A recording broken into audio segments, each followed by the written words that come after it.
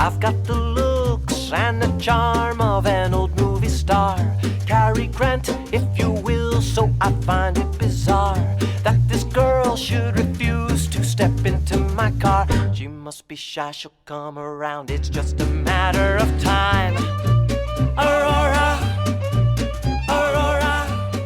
Hey there, Screen Beans, and welcome to Screen Snark, a podcast that celebrates all of the shows that are in our eyes, on our minds, and in our hearts. I am Rachel Quirky Shank. And I am Matt, a.k.a. Stormageddon. And we're here. We are. We're here. Still alive. On our bullshit, doing the damn thing. No virus can stop our bullshit. Sick or not. Well, I listen, I'm going to knock on wood on Same. that one. Yeah, also, yeah. Lots of Many knocking. knocks. Hi, welcome to the ASMR of this podcast. We are back with another episode, and we have a incredible guest, as always. Delightful, delicious, Lovely. lovely. I like lovely. That's Lovely. good. Definitely. Oh, sorry. Delovely. I went Cole Porter with it. Don't judge me. I don't judge you. The incredible Matthew Ryan Limerick, who I met through the incredible Case Aiken, the podcast purveyor of the incredible Dole Whip and Dreams podcast, which I was a recent guest of. And I will be soon. Yes. Yes. So What welcome, is Matt. time? Thank you for joining It's us. like, Hi. welcome, Matt. Hi, I'm so excited to Hi. be here. Oh, this So is excited gonna. to have you. Oh, it's gonna be fun. This is gonna be fun. Yeah. It's been, I think, since like after he listened to episode 3, Matt was like, "So when can I be on your podcast?" And I was like, "I promise Pretty we will much. have you on." Pretty much. Yeah. If you ever need a guest, I mean, it's I'm not just available. pushing. Hey, I mean, I'm that's just available. I have the equipment. Wink. I mean, to be fair, when Matt announced his podcast, which we'll talk about more later, immediately I messaged him and went, "We're going to talk about Aladdin. I need to come on and talk about Aladdin. It has to happen. It's my favorite He movie." does. Yeah. But we'll talk more about that. As always, we will dive in by talking about the most recent thing we watched. And I, Yes. in honor of Matthew Ryan Limerick, brought a Disney movie. And not just any Disney movie, but The Disney movie. the Pixar Disney collaboration of Toy Story 4, which I had not seen yet. Oh. Wow. So Toy Story 4, so a little background on me, and I think this may have even come up on Dole Whip and Dreams, but like of all the Pixar movies, Toy Story is my favorite. I saw the first one at like peak Disney omnipotence, blah, blah, blah. Like awareness, peak Disney awareness. Like I was starting to become an adult, but I was still young enough to be considered a kid. It was about toys. I loved playing with toys as a kid. Some might argue I still play with a lot of toys in tech and other things. Anyway, and so like I grew up watching these movies. Like I was a teenager when the first one came out, and so I've loved every one of them. And 3 ended in a way, I guess spoilers for an older movie, like we thought we were going to lose those toys, and they ended up getting given away to a new young girl to live a new life. Yeah. Which was perfect and made me a weepy mess. And so I was like, that's it, we're done. Trilogy. Same. So Same. good. Yeah, we get it. Yeah. And then they announced a 4th one, and at first I was a little resentful. I was like, we ended this. It ended well. Why do we need another one? But now, on the other side of it, having seen the movie, it was absolutely essential and phenomenal. And I could almost forget how horrible Tim Allen is. Almost. Yeah. Almost. But Toy Story 4 I watched on Disney Plus. I missed it in theaters because I just like there was so much stuff out at that time that came out that I just couldn't get to the theater. And my spouse, I think, had seen the first 2, but hadn't seen the 3rd one. And like we talked about watching it and then going to see it together. We just ended up being so busy it just didn't happen. So last week, while I had some downtime, I saw it was on Disney Plus and I watched it. And has everyone here seen it? Yes. Okay. I saw it in theaters. Excellent. So of course I saw it in theaters. I did Annie as Potts well. was in it. Annie Potts. Are you kidding Annie me? Potts. Annie Potts or bust. And so, no secret, I loved it. I thought it was more or less perfect. I don't think I had really any issues with it. Yeah. You know, and so we're going to go into spoilers a little bit since we've all seen it. It's been out for a while. If you don't want to hear spoilers for Toy Story 4, which if you haven't seen it and you want to see it, I highly recommend. Definitely, like, skip ahead maybe 10 minutes. But I think that the resolution they give Woody and Bo Peep and pretty much the whole cast is just Yeah. so perfectly done. But also the bit parts were so well crafted. Key and Peele and Keanu were both so good in their roles. I really don't think I have any complaints about this one. Like, I really just loved it from start to end. No, it's more than we deserve. Yes. You know, like to be honest, like it's one of those films that's just like you gave us more. We got more of this. No, you can't. I mustn't. Thank you. Oh, I love it. It's so fanciful and adventurous and presents a different worldview for toys, you know, that we've never even thought about or fathomed, you know, like what if a toy doesn't want to be a toy for a kid anymore? What if there are other options? You know, what if there's a whole nother way to be? I loved it. I loved it. I loved it. Yeah, it was one where I was really upset about going into because Toy Story 3 was like perfection. Yeah. And it ended so beautifully in a way, you know, just in a way that you want a trilogy to wrap up. Yeah. And so when they announced this one, I went, oh shit. But then when they got literally everybody back, and then when they added like Tony Hale and Christina Hendricks, and I was like, maybe, but like I too am a huge Annie Potts fan, going all the way back to like Designing Women. So Oh, yeah. so it was one where I was like, and I always loved Bo Peep, and I thought it was a crime that we lost her in the original trilogy, and so I was like, okay. And like as a toy collector myself, you know, they moved into this beautiful thing of we think there's a villain, but then there's not actually a villain.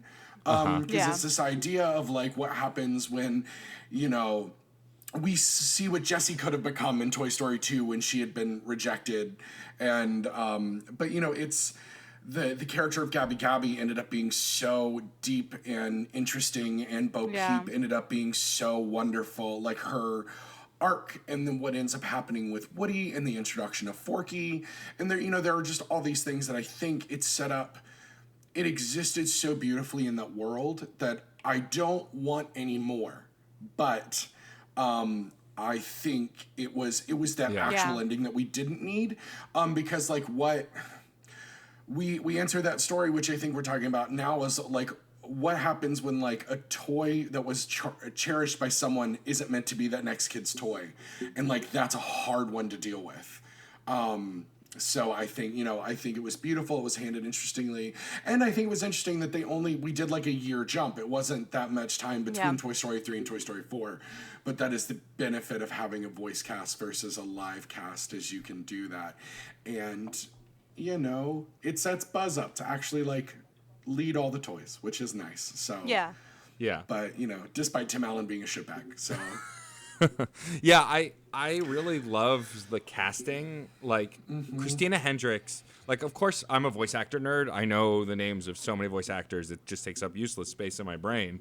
But like, whenever I see a movie like Toy Story, where it's Hollywood, mostly Hollywood actors not working TV or you know, not typical, but like the voice actors who work everywhere in TV and other movies. Yeah. Like, I want to know who's doing what. And I, of course, couldn't identify Gabby Gabby at first. And so I looked it up, and it was Christina Hendricks. And like, I was so charmed by her halfway through the movie. And I'm like, oh, but she's the villain. I'm not supposed to like her. And like, so the whole resolution of her story was so satisfying.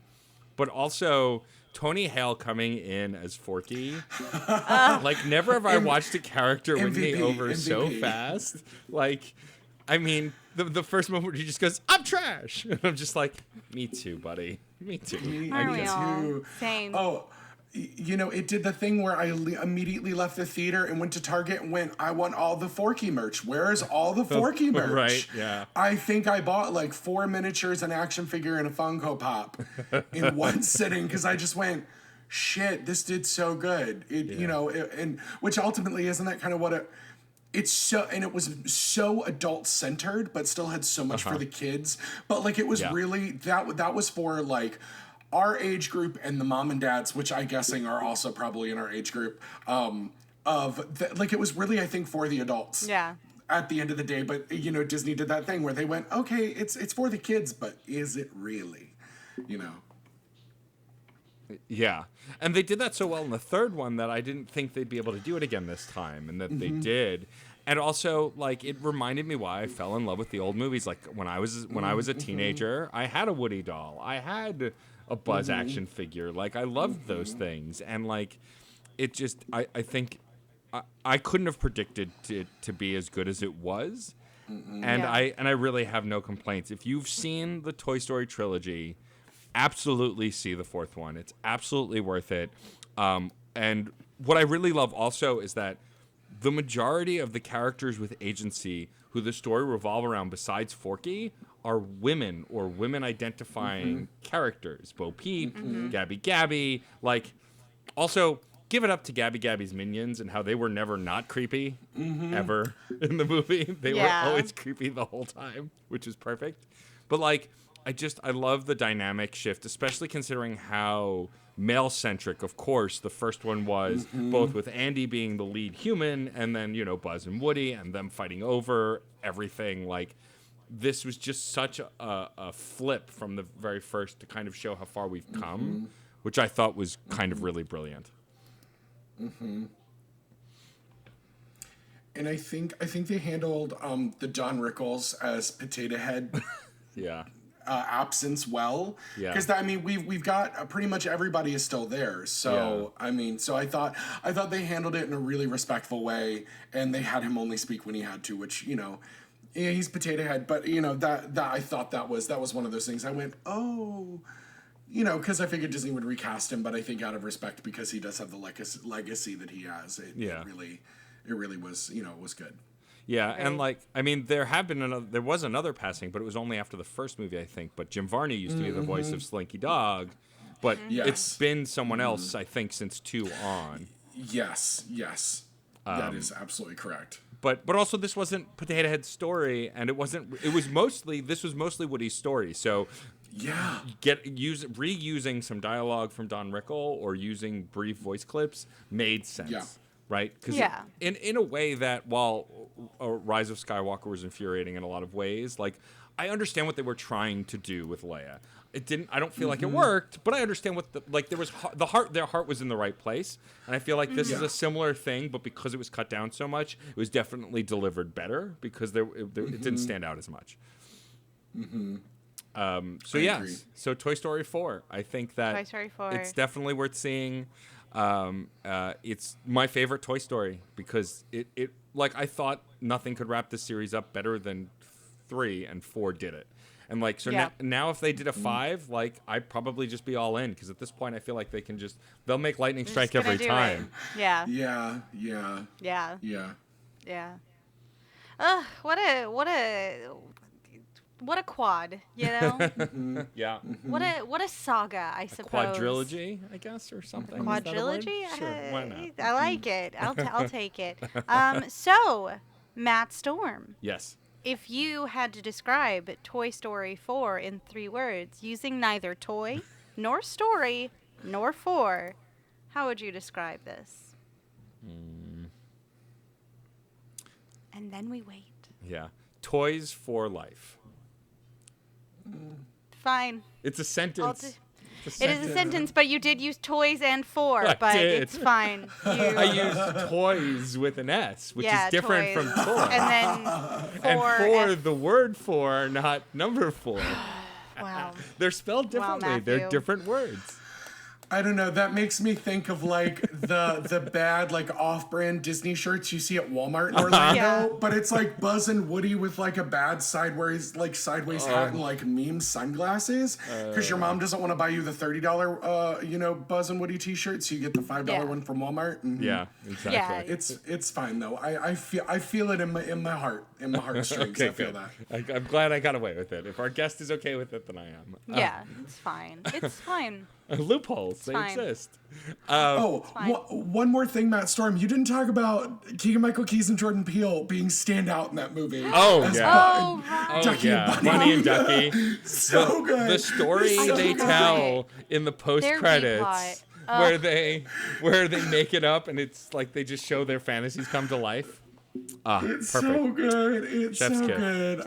I'm sorry not to take time, but No, you're right. Again, You're right to bring that up. all-star Genius moment. must be recognized. It must be. Yeah, And it's all-star moment. it also makes me mad because I miss Key and Peele so much. And like Yeah. Jordan Peele is kicking ass. So is Keegan Michael Key. But like, I miss them together so much. I hope they'll do like a Yeah. comedy special or something at some point because like they're just so good together. I want them to do a sketch movie, like Yes. a Monty Python style movie that's the two of them and all That their would characters. be amazing. That would be It would be amazing. so good. I would It's love so that. good. It'd be so good. It'd be so good. All right. Oh. Well, now that we're done gushing about Toy Story 4, my dear co-host, Rachel Quirky Shank, what nonsense, because I get a sense it's nonsense, did you bring us this week on Screen Snark? Okay, so Here it comes. I watched a video essay not that long ago talking about animal character movies as symbolism for racial relations in like America and the world. Okay. So it featured like a couple anime movies and of course Zootopia, and then the creator of this came back with a part 2 talking about another anime based off a manga that recently released on Netflix called Beastars. I'm gonna bring you Beastars, guys. It's the last thing I watched, and it's all I want to think about, and it's all I want to talk about. Okay, well, I for cannot believe this anime. I will not spoil it, but I cannot believe this anime. for the uninitiated, without spoiling, give us a little summary of the plot of what Beastars is about, since I have I'm no so idea. excited. So excited to do this. So Beastars takes place in a world where everyone is like anthropomorphized animals, yeah? Okay. Our main character is a gray wolf named Legacy. And he's 17 years old. He's attending school, and it's a mixed species school. So you've got the carnivores and the herbivores living in the same world, sort of dealing with this like weird tension between them. And Legoshi is part of the drama club. And the first thing that happens, and this okay, so like a thing happens. A very dramatic, very scary thing happens at the start of this that just increases the tensions between the herbivores and the carnivores. Now, Legoshi works with the drama club, which is one of the few mixed species things, and like the school loves the drama club. It's crazy. The guy who's the lead in the play is the most popular deer in school. Everybody loves Louis. It's fantastic for little theater me just to be like, yeah, the drama club is important. We always were the most we were always were, we Like, always you were. just didn't just know didn't it. know. We just rolled so hard. And so Legacy, during his time at this school, meets a senior classmate, a dwarf rabbit, a pure white dwarf rabbit. And the first time he meets her, he tries to eat her. Oh, no. But he doesn't. It's fine. He doesn't. You'll like obviously like she's like another internal voice we get. She's very important to the plot. But he also like has romantic feelings for her. So you're dealing with this world where tensions between carnivores and herbivores are really high, and your very sad, very good wolf boy is like, oh, that rabbit though. Like I can't stop thinking about her. And it's like, do I want to eat her?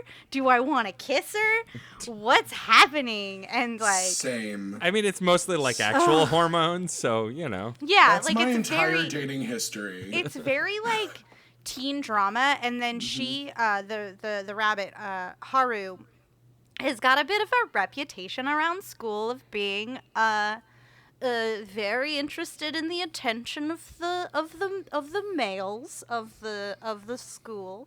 It's one of the first things we learn about her, and all the boys who like her and are like spending time with her are like, yeah, be careful of that one. She'll eat you alive. And it's just like, holy socks, she's a rabbit. What does this mean? It's buck wild. It sounds pretty wild.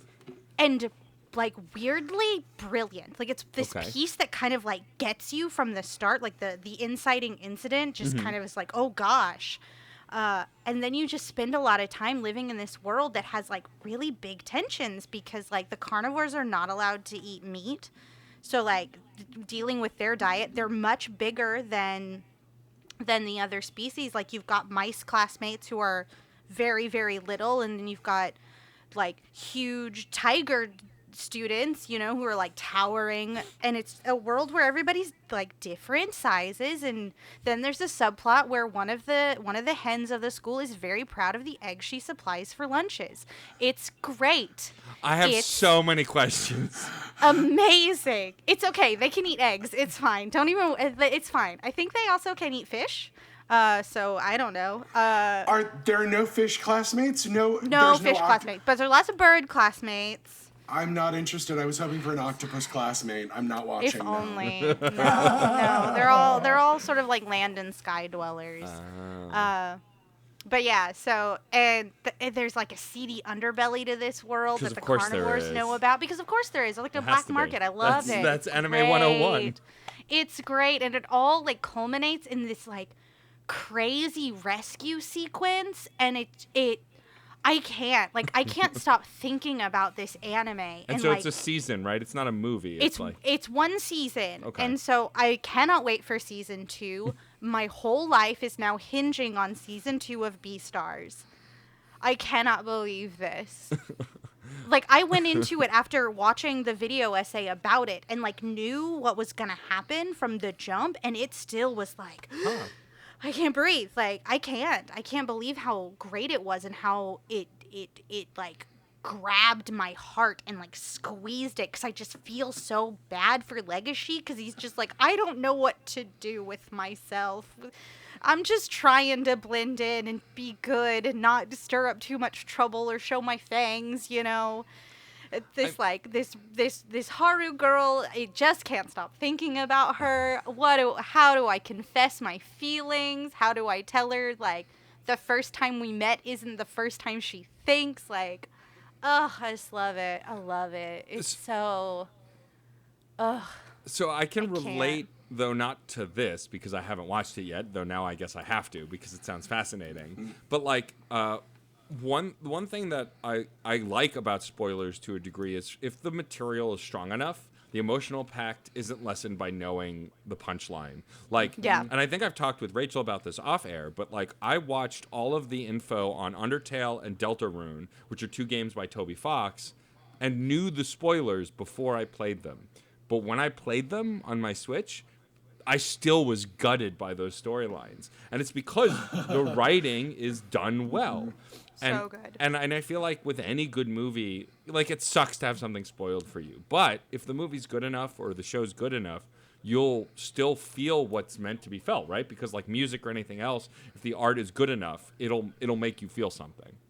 Yeah, for sure. I because there was so much that happened in the story that led to the things that I already knew, like that final like 2 episodes with like this daring rescue, like I knew was coming because I'd been spoiled for it, but like watching it happen in real time and seeing this journey of our character from mild-mannered member of a society that is scared of him to the thing that goes bump in the night. It's just, it's visceral. It's horrifying, and you're so excited for it. Like I can't describe it Right. any other way. It's awful. I love it. Amazing. Matt, do you have any questions for Rachel about this fascinating anime? I have been combing Google while we were talking about it, and I'm definitely gonna watch it now. Yeah, I binged it in though- like a day and a half. So I know what I'm doing this weekend now that like mycology things are over because virus. But like, I will say the internet, I had no idea that the bunny was a big point because all of the pictures are like seductive pictures between the wolf and the deer. And I was like, I almost yelled, Rachel, is this gay? Rachel, is this gay? It has some moments that it's like they're very like Louis the deer and Legacy. They like have this sort of like aggressive tension. Like Louis really wants to be like a fighter, even though he's an herbivore. And there's like one altercation in like an office. You're just like, what is happening? And deers are known to be aggressive, so it does make sense. But it Yeah, is, for sure. I just looking at the character design and things, I was like, oh, I already know what characters I'm going to side with. I can't wait to watch this now. Oh yeah, no, I definitely knew what I was getting into when it dropped on Netflix, because like I just like knew the score. But what I didn't know is, this is gonna be weird to say, like how weirdly erotic it is in the way the descriptors are being used about like prey and consumption and Oh, game yes. and all of that, and just like these desires that this young boy is just kind of dealing with. He's just like, I don't know. I can't believe that it's real, and I know it now. Yeah, Did I become a furry? I don't know. I mean, We'll have to see. I mean, you can be. I know some people who recently became furries who could probably help you get a good fursuit if you're interested. There you go. There's So I got your one connection. shot of there's one one still from that of the girl gray wolf, and I'm just like, oh no. What happened? Listen, it happened to a lot of people with Robin Hood when they watched that for the first time. It happened Yeah. with Zootopia. It's something about wolves and foxes. All my friends who are furries love wolves and foxes. Let's not so. downplay bunnies and Space Jam, because I Yeah. had Bunnies an is- erotic awakening during Lola? Space Jam. Lola Bunny, yes. yeah. Lola Bunny, yes. Which I then had a good friend of mine create a burlesque act around and ruined me. Shout out to Betty Brash, who made a Lola Bunny act that just breaks my brain. Anyway, I love that. Cheers, Betty Brash. well, Rachel, if you had to describe... By the way, I looked up the title. I thought it was the letter B and then stars, but Oh no. like Beast Stars. It's That's a pun. very important. It's a yeah, pun. no, that title is also very important to the plot. So Okay. you'll So- learn like what a Beast Star is, like what it means, and like who like needs it. Like Got it's it. important. Okay. Well, Rachel. Yeah. Now that also the intro slaps. Like it's one of the best it's an anime anime intros I've opening. seen in a Anime long openings time. always Yeah. slap. But friends, it's stop motion. Oh, cool. They do the intro stop motion. If you don't watch anything of Beastars, I just need you to watch the intro Okay. because it is a master class in setting a tone and sticking like with what the piece is. Like you Okay. kind of get the piece just from the intro. Like Okay. I can't. It's Okay. so good. Okay. It's so good. Oh, Okay. I'm just like wiggling and I shaking. gotcha. All right. So, Rachel, if you had to Yeah. review Beastars in 3 words, and one of those words can't be the word Beastars, Yeah, well, that wouldn't make any sense. which to isn't a anyone. real word Yeah. anyway, how would you... Well, not to us, to them it That's is. true, that's But true. How would you review Beastars in just 3 words? I would say gripping, seductive,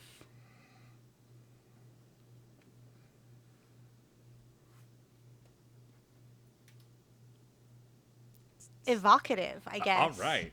Yeah, like All right. it warrants a lot of like adjectives at it. Like, I mean, you guys can't see it because this is an audio medium and we don't record the video, but Rachel's been gesticulating wildly the entire wildly. time. I don't Just constantly. like my mouth isn't enough to explain this piece properly.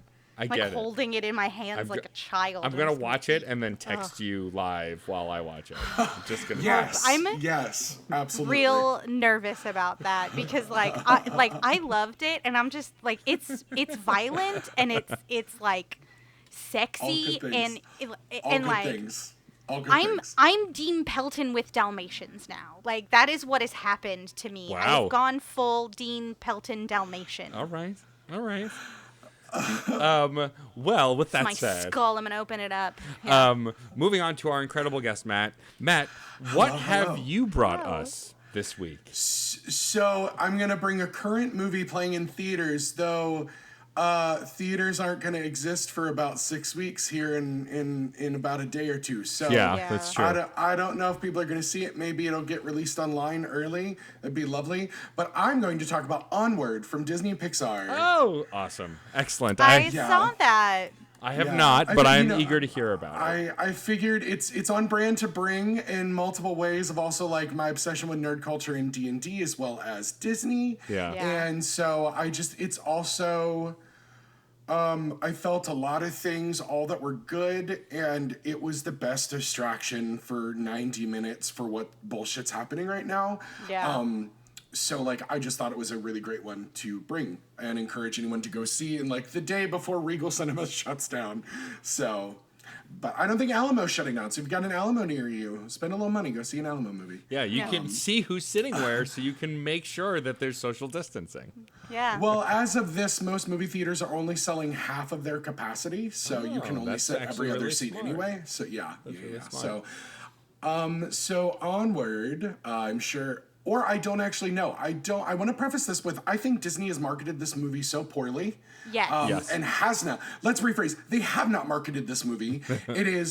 They've talked about it incessantly in development, and then the moment it was ready to be released, they were like, you know what? We're good. No marketing. They get it. Well, but then Daddy, they were like, Daddy it's, Iger's tired. You know what? It's fine. It's he's not Onward. he's not Daddy Iger anymore. I know he's not, but like Daddy- he was it's- during the it's- marketing of this. It's true. But like, so one, I'll say maybe people haven't seen it and they've just been resting on the laurels of Chris Pratt and Tom Holland to sell a movie, which Yeah. they were both lovely despite my issues with Chris Pratt as a human being now. I mean, I will go see anything with Tom Holland. That's just a thing. Yeah. But I will also see anything Disney within reason. And so this was from the moment the trailer hit, I was like, done, we have to. Oh but yeah, in the true- moment the unicorns were eating trash, I was just like, well, this is my Well, movie. And the thing This is my garbage. Thank you. You did it. And in the most Disney way, they take 5 minutes at the beginning of the film and build this super rich world that you have every answer that you need of how this world works. And so it won't be spoiler, but it will be that there is an alternative Earth that is magical. And at some point, people got bored with magic and started developing technology. And so everyone has lost their magic because they didn't need to use it. So Yeah. pixies don't fly anymore because they don't need to. No, they Dragons ride are cute little motorbikes. dogs. They ride motorbikes. And good. they are non-gender conforming, and you know, and unicorns become possums. Like, so it is, and it's so much more than a dead parent story, which is what they allude to. Right. Yeah. And you know, and in the fact of, you know, it's just that in a world where anything could be solved, their dad passed away from something that was not, you know, magic maybe could have fixed, but that's a very real thing for us, that even in the world of everything we have, cancer is still not, you know, solved. And so, but it's a brother story. It's so beautiful. And there is the best cameo of a Wizards of the Coast character that I think has ever existed. And I'm not going to tell you what it is. No, don't. But like, and they did this great thing of like developing D&D for kids so that it's like not the big scary version, but like it's this like historical reenactment thing, and it's really great. But then they drop a couple characters from D&D in that we know, because even at the end they said thanks for XYZ character for Wizards of the Coast, and I went, oh, it's so good. Yeah. And it literally, the setup everybody- and payoff is masterclass. It is utter perfection, and it is a combination of like a buddy movie, like a family movie with an adventure movie, and there were some twists and turns that I didn't see coming, and so I just, from top to bottom, it's feel good, it's humanity, it's also this idea that like Disney's keeping with this trope of we don't need a villain necessarily for a film. Right. Yeah. I mean, yeah, we don't need a villain for a film.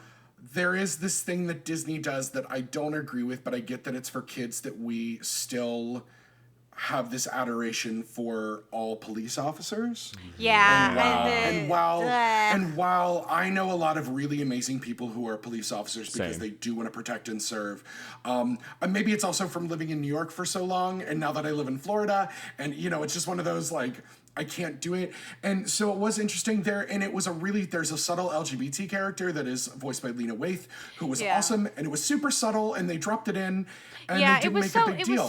It was so subtle that it just kind of makes me mad every time Disney's like, and then we have representation. Look at us, we're so with it, like, haha. And it's just like, the best thing that you can do is just go, hey, this person exists this way. Like, it happened in the movie. We don't, like, it's not a big deal. Hi, it's not a big deal. This lady has a girlfriend. Yeah.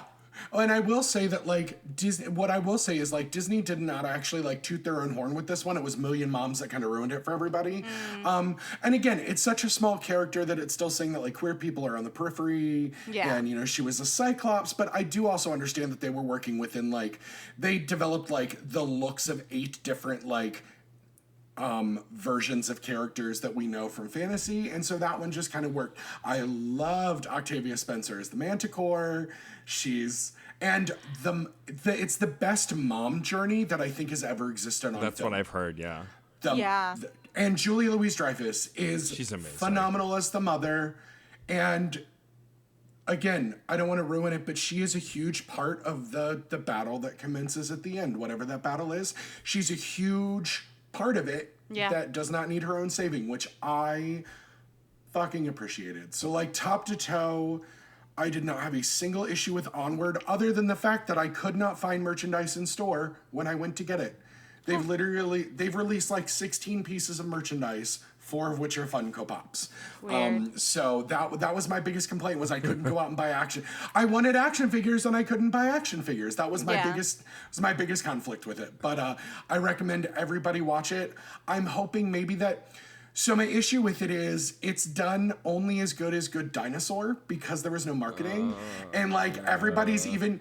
And the thing was, everybody's like, it's a brilliant movie, but like Sonic did better. And I was like, okay, it's because Sonic was infamous, and not that it wasn't a good movie, but people wanted to see what was going to happen. When you market Onward as little as you did, and like there wasn't even presence in the parks, there was like no posters at Hollywood Studios. It was one of those things where I went, oh, I know this is going to be on Disney Plus by summer, so why bother? But I wanted to go see it. So I'm hoping. It's been out about a month now. I'm hoping maybe they're just going to push it to Disney Plus now that it looks like we're all going to be inside for about 8 with, like, you know, movie theaters are going to be closed for like 3 to 6 weeks. So like maybe I'm hoping maybe they'll just push it online and just let us watch it. But it's one that even if it comes on Amazon Prime or something for rental, I would pay the couple bucks and rent it as soon as it's on Redbox. It's so good. It's absolutely wonderful. So it was the first Pixar movie where someone dies or is lost that I didn't cry, and I think the reason of it was that character is alive through most of it, and it's like so like adorable that he's like a pair of legs that it didn't really get to land emotionally with me. You know, it was kind of this weird moment where like I have a voice, I have some feet, but I don't really have anything that viscerally connects me to this character, you know, like if they had made it like a video of him in the past, like maybe it would have connected with me more, but there was just something about how high adventure everything around this was that I didn't feel like I could be like sad about it. Interesting. Even though this like feeling of melancholy followed me the whole movie, because it's like, this is it. Like, they get this 24 hours and then their dad is gone forever. Right. And it's like, it builds this like melancholy and all of this, and then it kind of like leaves me wanting the moment. And I understand like story-wise why for me they like did what they did in the way they did with the characters, because like I think the emotional journey is paid off in the story, but I don't think it paid off for me as a viewer, because there was so much like disconnect between like how I felt about the dad versus like how I felt about the story versus like how it pays off. I think everything surrounding the sort of like this emotional nougat of the movie is incredible. I think it's so funny. I think the lessons learned are are beautiful. The way everybody affected by this storyline grows and changes, like the mom, the brothers, the manticore, the town, everybody is affected by this thing that happens, you know. It Right. like it's like a almost a renaissance of the fantasy element of this fantasy world that has been lost to them, you know. And I think it's because it's so much like this big overarching thing that I couldn't get into the catharsis of the father of this lost father. And like I cry at anything that deals with dads. Like the first movie I wept at was Armageddon, when Liv Tyler is saying bye to Bruce Willis. Oh, no. I'm like I'm tiny me, and I'm just like losing my mind, just thinking, what if my daddy has to go to space? What if my daddy has to go? Oh my God. Just like, Oh, I love it. and so like anytime there's like father stuff, I'm just like, like Guardians 2, I'm like, nope, I'm a mess. I'm sorry, I'm a mess. I'm like, I am a mess, because it does that for me. But You this know, one and I didn't think it was do just that. really strange that I just Yeah. like couldn't, you know, and I don't know how much of that is just me in the way that like I processed it, or if other people also were kind of like, huh, you know, because you kind of like go into a Disney Pixar movie and you're like, there's gonna be a dead thing, like a lost parent or something. You're like, and then I'm gonna cry. Ooh, I'm gonna have that good Pixar cry. Are you kidding me? It's gonna be the one that's gonna last through me, and I'm just gonna be like, ooh, Ellie in the first 10 minutes of Up, just like forever. And so it was No, weird Don't do that. for me not to have that. Yeah, for sure. So I don't know. I mean, I'm glad like that like Pixar movies don't have to make you cry, but it was just very strange to me that Well, it didn't. it was a different kind of cry for me, because there's that moment on the thing with the things happening. You know what I'm talking about. And yeah, I know what you're talking about. I got and you. they do a really important storytelling thing for me where oh God, Stream Bean, what's his name? Oh, Tom Holland. What's his name? Oh, Elliot? It's not Elliot. No. Ian. Thank you. I'm about to say it's a muggle Yeah. name. It's a normal name. Where Ian Yeah. doesn't get that one payoff, but Barley does. But then Yeah. when there was a moment where I wept a little, and then my friend and I saw it, and we both have siblings who we're very attached to, and all I was with is like, I need to get out of this theater and tell my sister how much she means to me.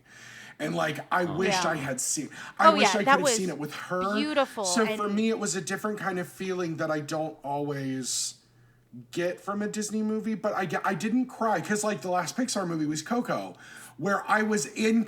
I Still haven't watched it. I looked like an ugly. I looked like that. Oh, that yeah. like ugly cat of going.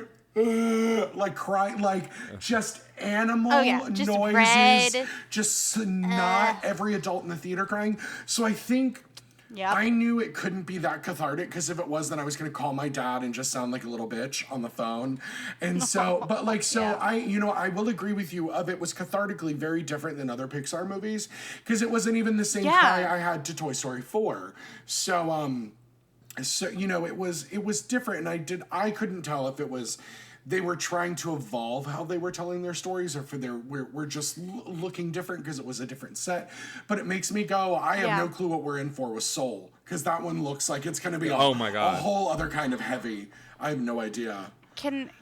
May I Yes, speak yeah. a little candidly? My take on this weird thing that Disney has done a couple times. It's really strange when Disney is casting black actors to portray these characters of color. You know, you've got Tiana, you've got the lead in Soul, and they're magically transformed to no longer be people of color. They're frogs, or they're little spirit Yeah. things, and it just like it boggles my mind and it puzzles my will, and I think it's kind of cowardly Yeah. of Disney to be like, we have representation, but we're gonna make this a little white ghosty spirit Yeah. instead of just portraying this person of color agree. through the whole thing. Like, it's very agree. strange. Yeah, it's very weird. And I hope that I am not speaking too far out of turn. I No. again No, will state no, I think- I yeah, am I agree. boy howdy, am I a white European trash monster. Sure, To be sure. But like I've seen people of color on the internet like bring this up. Yeah. And it's and not just you. I think it's worth mentioning, just if we're going I to talk agree, about I Soul. agree. We're just like, well, this is a weird choice that I we agree. did again. I mean, I foresee a really lengthy Lindsay Ellis video essay about it when it Yes. comes out. I foresee. yeah. But yeah, on a guest on my show when we did Muppet Christmas Carol, out of nowhere, she's an actress of color. She's a Broadway actress, and she brought up how she was like, I don't like Princess and the Frog because it's not actually about Tiana being a black princess. And I was like, fair enough. I agree.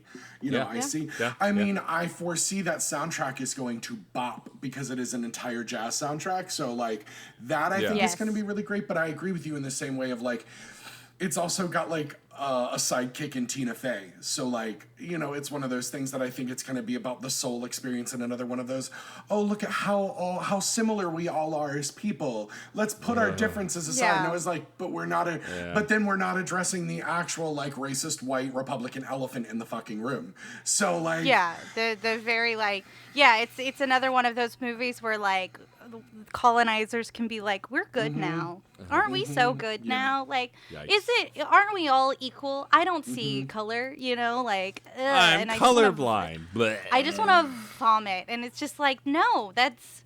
Again, apologies if I speak anywhere out of turn, but I it's don't. just like no, like no, like Like I there's said. it's systemic. Like Yeah. nobody, no one thing is gonna fix it. You know, it's just like let's undo the stuff and try again. Just stop. Just no. So this is Makes me crazy. So this is actually a good transition into talking about Matt's podcast. But before we do that, Yes. we need Matt's 3-word review. So, Yes. Matt, if you could review Onward in 3 words that are not onward or the words Or on onward. or word. Or I'd say Can't stretch it out. magical goodest boys. I think Magical goodest boys. I love it. They are very good And you know what? boys. As like a plus size nerd who is like a professional fuck up, I think. Well, you know what? I think that's why I was already crying because that thing happened to Barley, and I was a fucking train wreck. You know, there's that conflict moment, and I was like, "Oh, that's me. That is so much me." Though I do love that the one clothing brand that has released Barley's vest didn't make it in plus sizes. I'm calling out Her Universe right now, run by Her Universe, Our Universe. It's Ashley, what's her face from Clone Wars and That's So Raven. They do What are you They do doing? men's clothes now, but like you have a plus size. So that okay. So that was my thing. Is that yeah. You have to make the costumes in the sizes of the characters at the very least. Because I already Like- bought those ears and some blue Ben Nye off of Amazon. Like, give me that vest. I'll pay for it. Matt is I am ready. You know, con season is canceled, but Instagram, cute pictures. I means I don't have to. Yeah, it means also- I don't do have to it. sweat all day.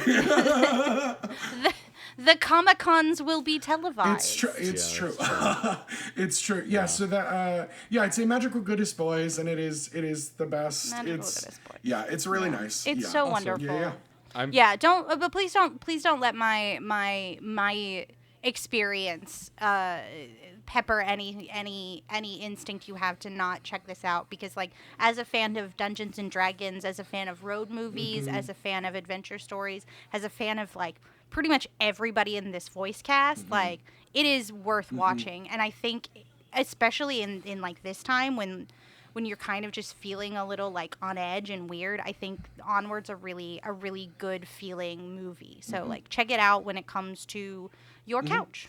Yeah, I definitely want to see it. It's been on my list, and this makes me resolute in my decision to see it at some point. But now we can shift gears and talk about our guest, talk about Matt.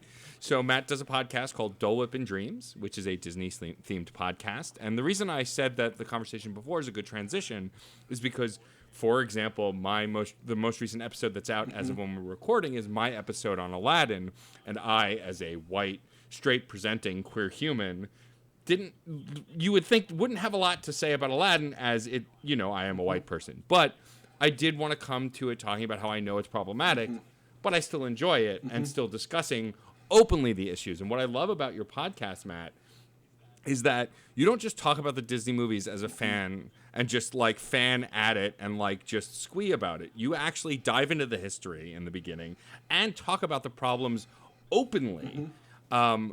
When you were creating this podcast, was that always the formula? Was that always how you wanted to do this? Yeah, I sold it in the beginning as the idea of the dramaturgy of the Disney Vault. And so it's this idea, I haven't gone as in depth because there is this idea of, I didn't want to look at it purely academically or purely from a solidly woke sense where we throw out all of the nostalgia of it because that is alienating to a lot of people. But also, I didn't want to just talk about, oh, isn't this so nice?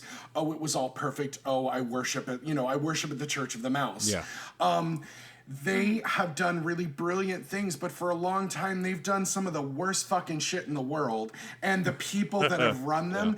And so it's one of those things that I think we can talk about the 99 good things, but also go, that one problem was a problem because any company had the moment to stop a lot of the legacy of institutional racism, homophobia, transphobia, misogyny that we've had for 100 years in film, and no one push the buck to say we need to stop this. Even in queer film, for a long time, it was always hot white dudes and like angry lesbians, like, and everyone was sad and everyone has AIDS. So like, it's been one of those things that I always really want to talk about the things I love, but then go, you know, it's still a problem because I think we can make something better.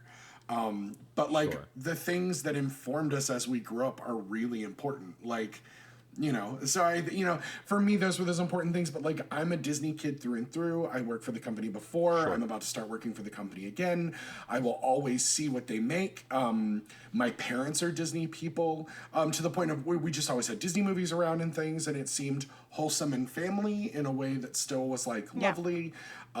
So like, for me, that's where it started. And also like, I was on our friend Case's podcast, Another Pass, and right here on the Certain POV Media Family Network.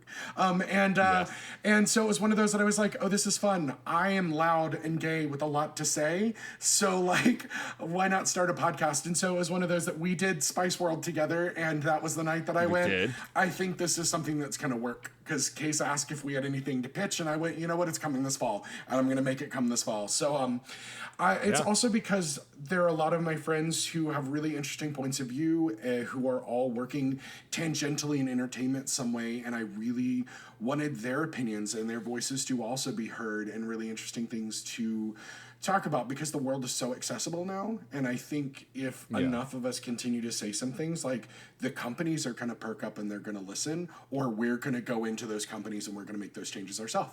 But also, I think we're at a point where shit's really bad, and I wanted to have something that was fun that I do with my friends. And in the case of Rachel, make new friends, and just kind of enjoy that, and also give people, you know, I realized I couldn't listen to Crime Junkie and Making a Murderer all the time, constantly. So like, it can't all be true crime and news, because it's going to eat us up. So I want people to be able to relive. And there are some really great movies. Like, I just did an Atlantis episode, and I love that movie, and no one remembers that movie. And I want, I love that movie. Such a good movie. Well, and like, so we great. found that generally people think the only movie during the post-Renaissance era that's worse than that movie is Chicken Little. Like, people like Home on the Range better, and I think they're wrong. Rarely do I tell people no, they that are wrong. Home on the Range is terrible. It's also, I want to, we're doing a lot of Disney Renaissance in season 1, but also we've got like the Watcher in the Wood episode, which was Disney's first attempt at horror. And like, my dad and I are doing a Pete's Dragon episode of the original, just because like, that is a formative episode for me, like a movie for me. So I think, those were the things that I really wanted to kind of give to people. And also, I think I'm fairly funny and interesting, so you are. Oh my gosh, our episode that we did together is one of one of those like joyful moments of like kind of going in and being like, oh no, we've only ever like texted and DM'd and stuff. I hope this is, and it was so much fun. It was so joyful. Like, even talking about like the darker side of Disney was still just like a delight to deal with. And, it's one of those things that I also call it a podcast of tangents, because like, it is just an eternal tangent for me. So we also talk Disney parks. I like to talk about things across the franchise and how they work. And also, I don't think people realize how many times Disney almost ended.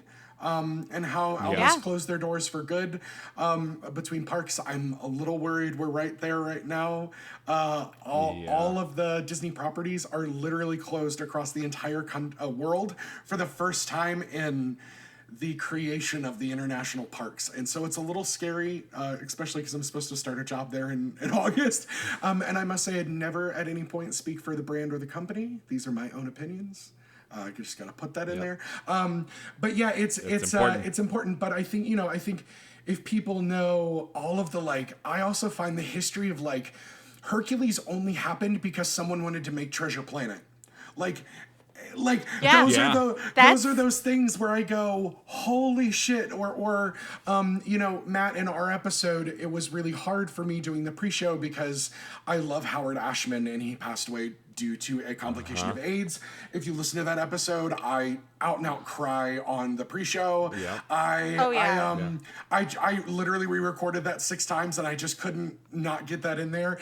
But so there are just those. Yeah. Oh yeah, I watched a YouTube video talking about Ashman, talking about why Disney musicals work, why Broadway musicals work, where it's you have a character that has hit an emotion and they cannot go on talking anymore. So they start singing and that emotion gets too peaked and they can't sing anymore. So they dance. And it's this shorthand to show emotional journeys. So of course, Under the Sea builds from Ariel, you have to stay here.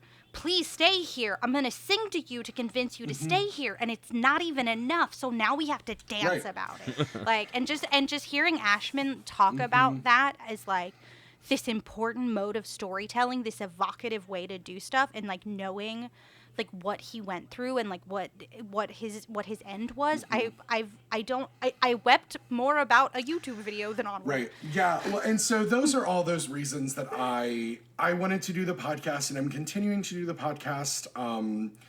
And it's kind of, it's flavoring how I now, as an artist, am making content for people, and how I'm continuing to kind of look at my place as an artist, and as a queer person, a content creator, and what that means for the long term, and kind of just how people consume media. So that's why I started the podcast. And I think we have a couple more projects that are going to come out of the brand, but for now we are, kind of going full steam forward with it. Awesome. That's amazing. Love it. I'm also curious why. Well, I know as someone who's been to Disney several times, why Dole Whip, but why, for the name of the podcast, why Dole Whip and Dreams, other than alliteration, which I love as someone. Oh, amazing! It's a tiny. So it was an alliteration, and about a year and a half ago, so 3 years ago almost, I moved to Florida to get my master's degree in costume design from the University of Florida. And the first thing I did after signing the paperwork went, oh fuck, how close am I to Orlando? And so I was like, oh shit, 90 minutes, we're getting an annual pass.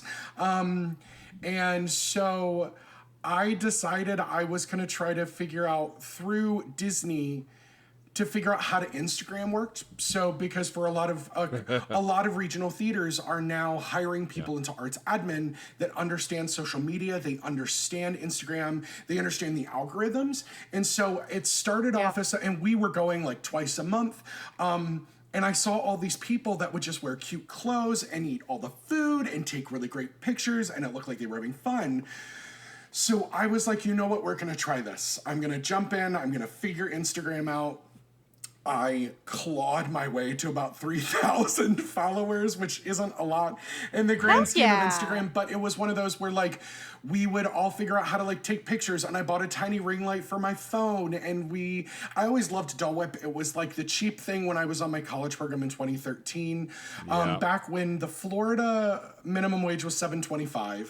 So Disney paid us $7.91. We got pretty good overtime and stuff, but the one thing I could always afford before work, or if I was having a rough day, would be a cup of Dole Whip was like $4. Or if you went to the Polynesian, you bought the cup and you put as much in the cup as you wanted, and then you could sit by a pool, and it was lovely. And so Dole Whip is a really just fun portion of Disney for me. So I immediately branded the Instagram Dole Whip and Dreams, also as an excuse for, oh darn, every time we go, I have to get a cup of Dole Whip. Oh darn, it's the Oh, no. Oh, my friends and I joked, we're like, oh Yeah. no, she's the brand now. Oh no, she's the brand. Yeah. Marry a thing you like to consume to your brand, and then you'll get it all the It's true, time. it's true. Cupcakes. Rachel, quirky cupcake shank. All right, there we go. I do an annual cupcake crawl for my birth week where I eat a cupcake a day leading up to the day of my I birth. love. It gets harder as you get older. It's a lot of It's sugar. a lot of It is a sugar. lot. Let me I tell can't ya. process dairy the ways I used to, and that's my thing also because Dole Whip is vegan and dairy free. Because Yes, it the is. vanilla soft serve on Disney property is non-dairy, like the McDonald's vanilla soft serve. So like I don't get sick from it, which is fucking amazing when you're 34 and don't have to worry about finding a toilet in Disney that is clean because I got soft serve. Legit. So like for me it was literally just this thing I enjoyed. There were not that many. I literally was looking at Disney Instagram handles and I was like, so dreams, there's nothing but dreams attached to Disney. Like Walt had a dream. It was one man's dream. And like so that's where I got it. And then instead of kind of rebranding for the podcast, I was then able to just kind of infuse my Instagram with the podcast Instagram because it's awesome. pretty much just Disney content. So whether I'm posting about our newest episode or that like my Baby Yoda plush met Chewbacca on property last week, you know what? The virus came, but it wasn't before I got my child plush, which is all that matters. Except now that Build-A-Bear one, it's going to take 12 years to get here. But yeah, so for me, that's where it kind of started. And I thankfully didn't like put money into it really, to like, because I know a lot of people buy their subscribers because it kind of feels they're validated. And I also do it as like, I really found an awesome community of Disney Instagrammers who go often and they're just really awesome, lovely people. We did a meetup like 2 months ago now and had like 25 people I didn't know show up, which is always I feel like it's always like 4 people that I don't know and then my friends that agree to come. Right. But like, so, you know, it's one of those things that it's this odd community of people that love this thing from across the literal planet. And it's just, it's my happy place as someone that's got like really rough mental health a lot of times. And like grad school has not been what I was expecting or kind of wanted. So it was always nice to know that like if I have a really rough week, I can always go to property on Saturday and get my Dole Whip and ride my 3 or 4 rides and just watch people and just be in this kind of energy of moms angry that millennials are buying pretzels when their kids can't have them. How dare there be lines? How dare Listen, they? I have to You get out of the I have line. to preface this. I can't believe that in 2020, people come to Disney during peak time and are shocked that they have to wait an hour and a half to meet Elsa. Like, That's not new. it's not new. It's not new. You the joke was the other day that all Disney properties were closed, but Peter Pan's flight still had a 75-minute wait. Like, like it's it's one of those things. Sounds but about right. It all kind of stemmed out of my happy place, and also as like a plus size individual who's in their 30s, where like as a queer, like people see me as like a gay person, like a dude. So like. There's this joke that gay men die at 30 and everything else after that is just, the gay afterlife. And so I've had a hard time always like loving my body and loving the skin I'm in. But like being a costume designer and like tweaking, like we're finally at a point where like plus size guys are getting kind of cute clothing. So I would take those and I would hand dye them and add an Ursula patch to it so I could have an Ursula spirit jersey because Disney doesn't make spirit jerseys for me.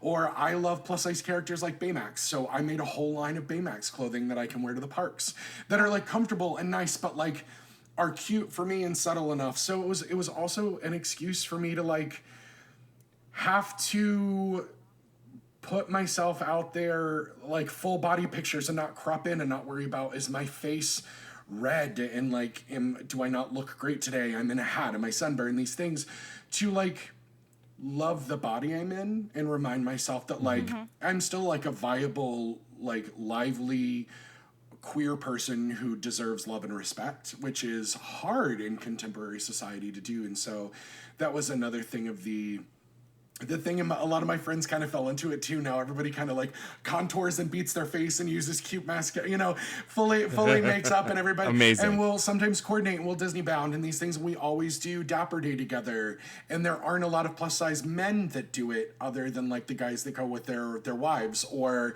the some of the bear community that's there that will come. But like I wanted to stake my claim as like a plus size person who loves Disney and loves themselves and like loves the clothing I wear and things, that I wanted to just like maybe give a little hope to people who look like me that are continually like beat down. So, it's a journey. It's a hard process.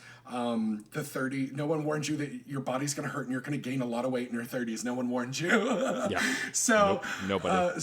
No, I mean, even if we did get the warnings, which I may have gotten the warnings, it might just be like, because the girl-shaped person that I am, the idea of like, oh, it's all gonna fall apart at 30, and it's just like, oh, okay.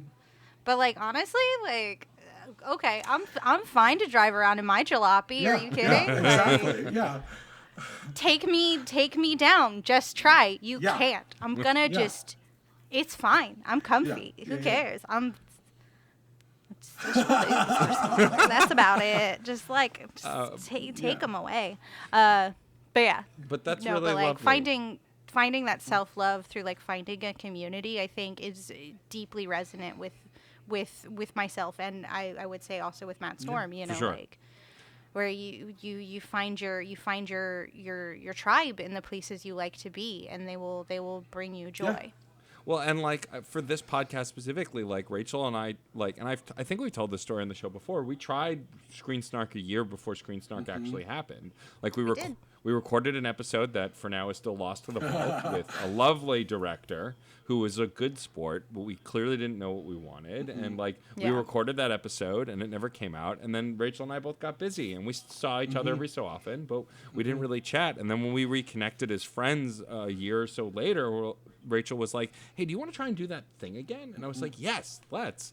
And I feel like it's only strengthened our relationship as friends, and we knew each other through the burlesque scene pretty well, but like I'm so grateful that Rachel's in my life now just as a friend outside the scene, and to do this thing with her every 2 weeks. Yeah. I know, I love it.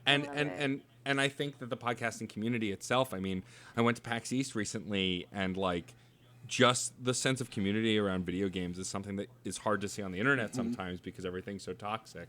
And so when you go to these events and meet people in person, you're like, oh yeah, there are still good, wonderful humans engaging in the things we love. And that's what I love about Dole Whip and Dreams. I've been listening since the first episode, and you've always made it clear that, while Disney is imperfect at best, your love is pretty pure, and your recognition of the things that need to change is also pretty pure. But you come to it from a place of good kind-heartedness that I think is absolutely infectious, and it's why the show, I think, has been as great as it is. Thanks.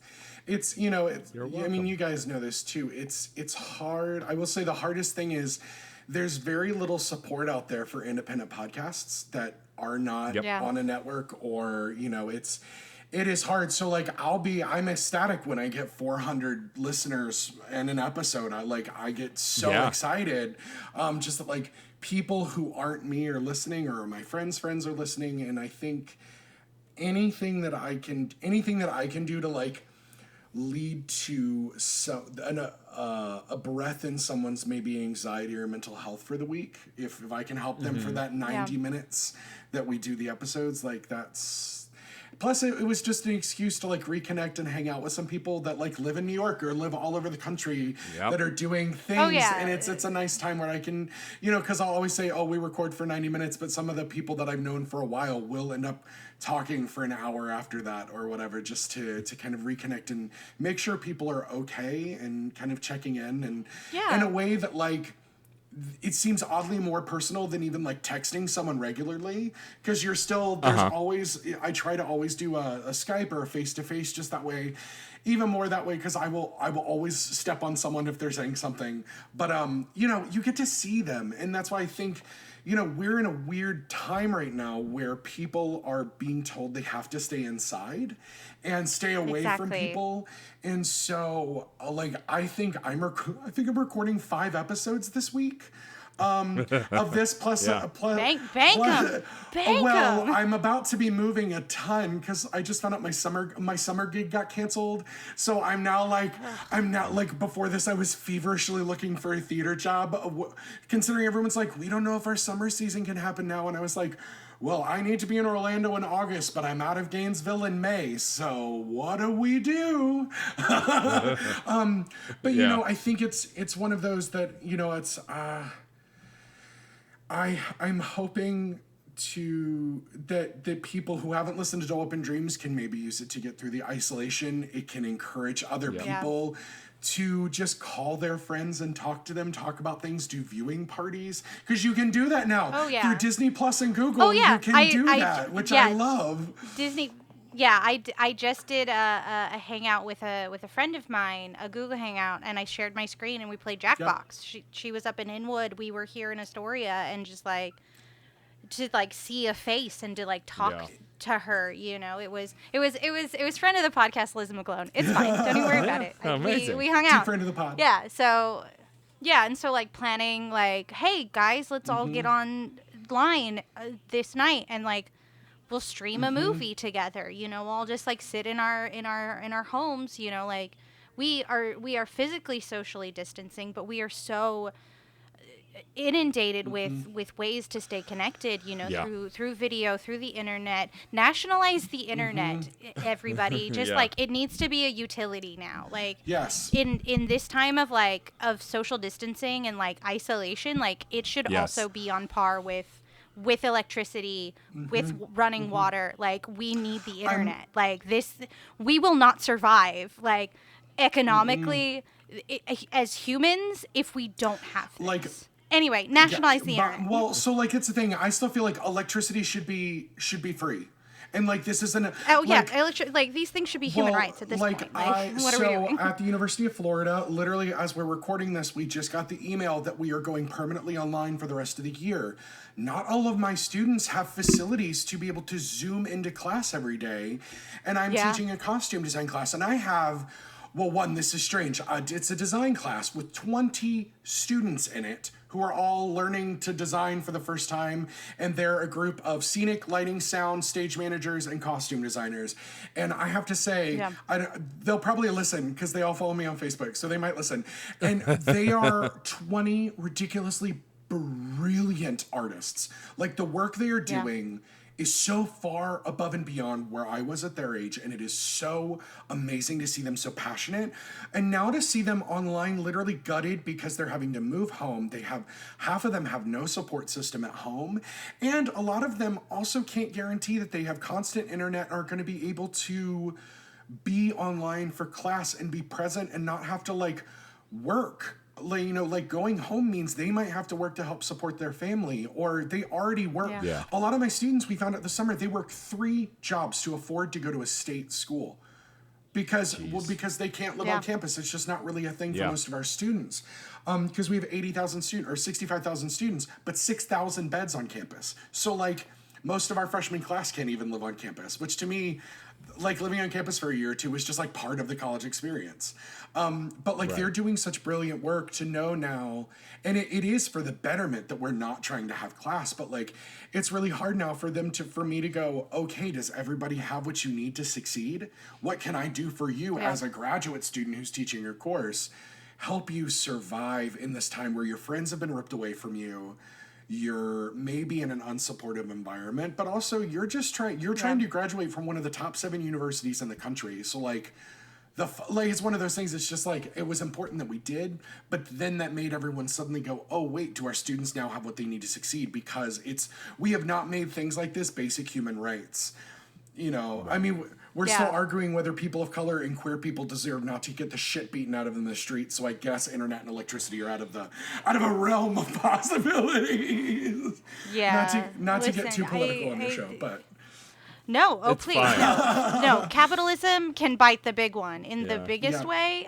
way. We're watching the real time breakdown of an economic system that cannot support its citizenry. Like Nope. the slightest pressure, toilet paper is gone. Like it is breaking apart. And there, not to get really dark, but there was a really sorry, it's a dark time. There was a really weird tweet that I read from a left tuber, Thought Slime, that was like, it'll be really interesting to see in the next few days if we tend towards socialism or barbarism. Yes. Like, that's where we are, and No, it's yeah. just like we're in this moment, and sorry to bring it up, but here we are, and like. We as the people sitting here, as the people listening, like we gotta be there for each other Have to and work and together.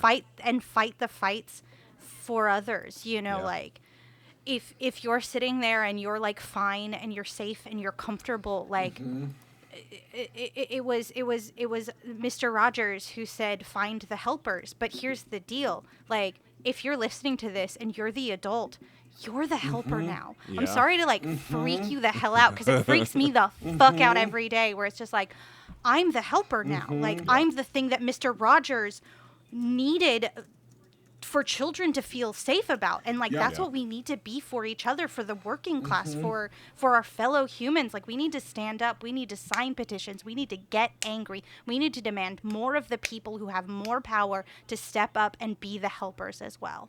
Yeah. No, absolutely. There it was. No. Welcome to Screen Yeah. Snark. I have opinions. Yeah. No, I think that's. I mean, yes, absolutely yes, from top to bottom. I think that, you know, it's not conceited to say what we're doing is important, because I think if you're listening to this, you have a reason to come to us, and Yeah. we're grateful for you to be here. And I think in a time of so many big questions, to have escapes is still important. You know, Yeah. approaching the reality is important. Engaging in an escape is important, but then also coming back to reality and doing things to make change is unbelievably important. Yeah. I agree. Well, it's, you know, it's even just now, you know, there's a petition on Facebook going around that's like, we have to end student loan debt, or you are going to have millions of homeless people in 2 months. Like, there's just, Yep. you know, it's one of those things I'm going, oh shit, starting May 1st, I have a 6-month ticking time bomb and $100,000 of, you know, student loan debt from, you know, an undergrad and a grad. And, you know, it's just one of those things that, like, it's just, you know, it's just something that we have to handle, we have to talk about, and we have to do something with, like, currently. And it can be scary, but like, we can't run away from what's dark right now, because everything is fucking dark. I mean, Everything. Literally everything. Like, every second of every day. Like, there's no escaping that we are in an unprecedented moment right now. Like, we are living through a thing that is going to inexorably change all of us who come out on the other side. Yep. Like, yep. And fuck. yeah, no, and I don't know what else to say. Just like, I think that ultimately, like, continuing to have conversations like ours here, both fun and the not so fun, are going to be key to moving through this time. At the end of the day, Yeah. it is important. And I think this is a good place to bring it back to our lovely guest, Mr. Thank Matthew you. Ryan Limerick, and talk about Dole Whip and Dreams and where folks can find you on the internet, can find this podcast, and how they Yes. can follow what you're doing. Yeah, so I am on Facebook and Instagram at Dole Whip and Dole Whip and Dreams Pod on Facebook. We are Dole Whip and Dreams on Instagram. I am anywhere you can find podcasts. We just are getting up on Google. I didn't realize my RSS feed was supposed to auto-publish to Google. They did not, so we're just getting on Google. But yeah, so but you can leave ratings and reviews for us on Apple Podcast and Podchaser. And so that would be great. We are on Twitter at Dole Whip Pod because it was too long for Dole Whip and Dreams Pod. And we're recently on TikTok. You can find me at Maddie Lime. I'm trying to understand what the cool kids are doing. I don't know. It's hard. There's editing. Good luck. It's I don't not get it. fun. I watch other The people. videos are great. There's been some great Disney content. Oh, They're so good. good. So, Yeah. but Oh, yeah, yeah. so They fill the hole in my heart where Vine it's was. true. And Yes. so we also have a website, which is doleupandreamspod.com. There you can get all of our episodes, show notes, bios, pictures of our guests, more about what our guests are doing. I have a trading pin coming out soon. It seemed I was going You might have seen a preview of it on my Instagram. It's true. I was going to release them this past weekend at a live show that got canceled, and it seems unethical to put up a new item for people to purchase during the coronavirus. So, as soon as everything is all clear, they'll be available for purchase. More than likely through the website, but yeah, check us out wherever you find podcasts, friends. Awesome. Yay. Matt, thank you for being on the show. Thank you for Matt. having great. me. Of course. You've been a loud and staunch supporter of us, and we're super grateful. But also, it's been a blast to get to know you over the internet and even meet you in person a few times. Yeah. So thank you. Thank you for being a part of this. We have one final question to ask you, as you know what's coming. Whatever could Yeah. But- that Get be? Oh, but- what a surprise. But before we get to that, Rachel, we have some people to thank. We do. First and foremost, thank you so much to John Presnell for the use of the song Aurora off the album Fair Game featuring Stefan Rumble. And thank you to Katie Bug for our incredible show logo. We love it very, very much. Yes, and thank you to the Certain Point of View Podcast Network for continuing to be on our side, to be a source of connection in this time of isolation, and especially thank you to Case. Yes. Because our merry war it fills me with life. If You dirty rat! You dirty rat! I couldn't. And if you I'm want sorry, to join I'm in sorry. on the conversation, we have a permanent link to our Discord server on certainpov.com. Yes. In this time of social distancing, it's important to not actually distance ourselves. And I'm Yeah. always Come on hang there out. chatting with folks. Please come Oh yeah, hang out. I'm actually like the Discord is open on my phone, so Yeah. like go nuts on there. Like I'm in so many Discord channels now. I'm Oh, just me like, too. oh, is this my new thing? At least 10 so far, and Oh it just my grows. god. Oh my god. But now, before we fully wrap up the show, Rachel, ask our guest our final question. Matt, not Matt Storm. No, Matt, our guest, not me. Matt. You don't get to answer this question, Storm. In our world of the crafting and sharing of stories, we've reached a certain apex with some elements, ones that are so familiar that they transcend storytelling tools and they ascend into the heavens or to the hells, depending on how you feel about it, to be a trope. And if you could choose one of these fascinating tropes to be instantly true in your life, what trope would you choose? Okay, I literally spent the last day thinking about this because I knew this was coming. It's a tough question. And because we're in a time of unrest and unease, there's something that I've always felt is missing from our world. Because, there's a reason why we create other worlds that are like ours, but they're just a little cooler. And so I think we need more quests, we need more magic, we need more things like that. So I'm going to go with the idea of the trope of the powerful artifact, that one artifact. I think everybody deserves one in their lifetime. I think everybody deserves a hero's journey. And so that would be a really cool thing, I think, is if everybody had, like how My Little Ponies have their cutie mark, Harry Potter's got his lightning bolt, Frodo's got the ring. I think we all deserve a powerful artifact that we have to find at some point in our lifetime, and you don't know about it, and it unfurls, because I think I'm always, maybe it's just my anxiety and things, but I'm always terrified that I'm just an NPC in someone else's story.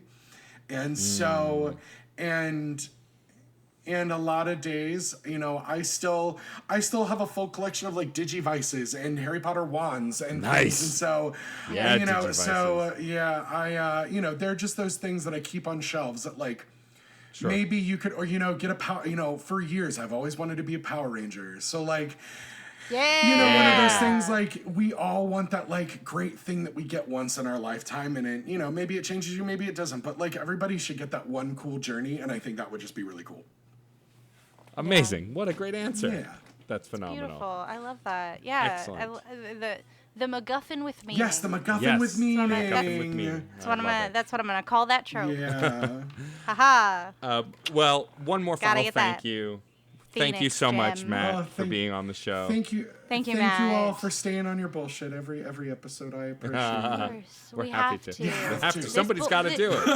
Literally. Yeah. This bullshit brings me comfort. So This I have bullshit no Brings I the have boys no to the intent. yard. Use it. this bullshit brings. Oh boy. all but the yeah. non-gender specific folks to the yard. Yeah. Well, on that note, we're going to wrap up. I would like to thank my Yeah. co-host, Rachel Quirky Shank. I would like to thank my co-host Matt, aka Stormageddon. And I would like to thank all of you listening. Thank you for listening. We will see you at the movies or on a couch somewhere. Bye-bye. Aurora, Aurora, Aurora, Aurora, Aurora. Metal to magnet, she will be mine. Aurora. My phone was just sitting on my bed playing Amy Mann, so I kind of can't be mad at my phone because what a good choice. Your phone has good taste.